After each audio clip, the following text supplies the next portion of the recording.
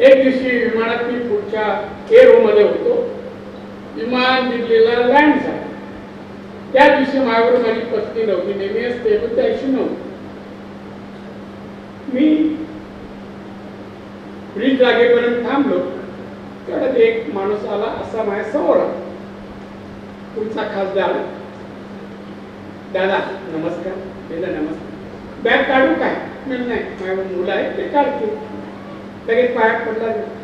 माझ्या पाया पडतो, बॅग काढायला जातो आणि इथे तुम्हाला मर्दमकी दाखवते आणि तुम्ही ब्रेकिंग न्यूज काय असे म्हणाले तसे म्हणाले. पत्रकारांनी केस टाकले. माझा आजारपणाचं कुठे ऍडमिट काय. मी 3 दिवसापूर्वी बीच अंडीला पूर्ण चेकअप करून आलो. मुलं दोन्ही आहे, ते दोघेही तिथे होते. 1% माझ्याकडे दोष नाही. एवढं मी पाहतो तसे व्यायाम असं सगळं एकही दोष नाही. आणि पत्रकार मित्र युट्यूब काय ते आजारी आहे, त्यांना डायबिटीस आहे, अमुक आहे. आता यांचे रोग मी सांगत नाही, ते सांगण्यासारखे नाहीये, कारण नेहमी त्यांचे हात बिझी असतात. काही गप्पा बसा ना, म्हणा मला कशाला चालवता तुम्ही. आता तुमचा नेता येतो ना, मी काढणार त्याला. त्या मातोश्रीचं जे काय मी 39 वर्षात जवळून पाहिलं, सोबत जाताना येताना पाहिलं, सगळं मला माहिती. माझ्या एवढा अभ्यास मातोश्री कोणाला नाही आणि एवढं सहवास पण मला कोणाला सापडणार नाही साहेबांचं. आणि साहेबांचं या महाराष्ट्राबद्दलचं काय मत होतं हे तर आता इथे बोलतात. आणि जवळपास इकडे नव्हती, आता ते जातात कोण नसल्यामुळे. आम्हाला एअरपोर्ट नको, गरिबांची जमीन घेऊ नका, अत्याचार करू नका. त्यात हा 15 लोक जो खासदार म्हणतात तो एअरपोर्टला विरोध. तिकडे गवत पण होत नाही. त्या मालरांनी ते विमानतळ झाला ना, गवत पण होत. आणि शेतकरी जमीन घेऊ नका, उपासमार होत. काय एक गवत उगवत नाही होत.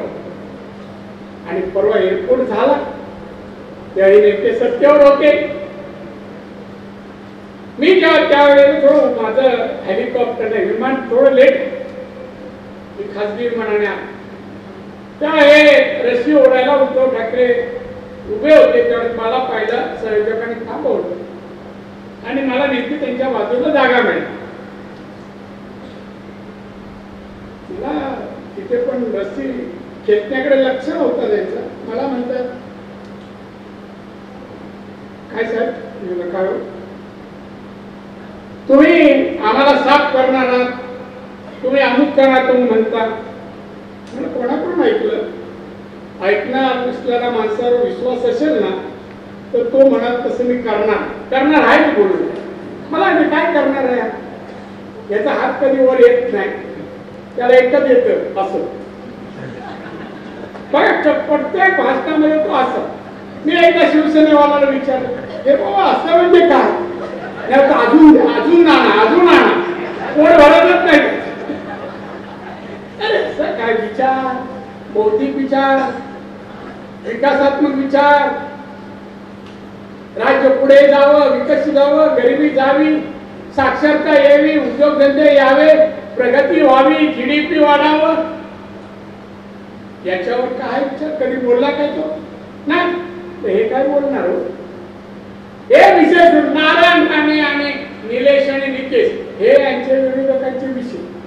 दुसरं तर घमेलाच आहे हो. नुसतं खूप काय विचार कुठे. कुणाचा आमदाराबद्दल बोलतोय बरोबर, घमेल कुठे शोधायला. स्पष्टीकरण केलेलं बरं ना. नाही तर या महिला घरी जावं ते राणे घमेला बोलले म्हणजे सांगा. 10 वर्ष त्या विधानसभेत आहे. एक तरी प्रकल्प, पाटबंधारेला पैसे, होलसरी असो, काळंबा असो, तुमचं तिलारी असो, सगळे मोठे प्रोजेक्ट मी, विमानतळ मी, शाळा, इंग्लिश मिडियम शाळा, कॉलेज सर्व मी आहे. काय आणलं एक सांगावं आणि तुम्ही छापावं, मी सत्कार करीन. या सगळ्यांनी मिळून काही आणलं नाही. आणलं ते तुमच्या समोर यादी काढ. यादी काय नाही ते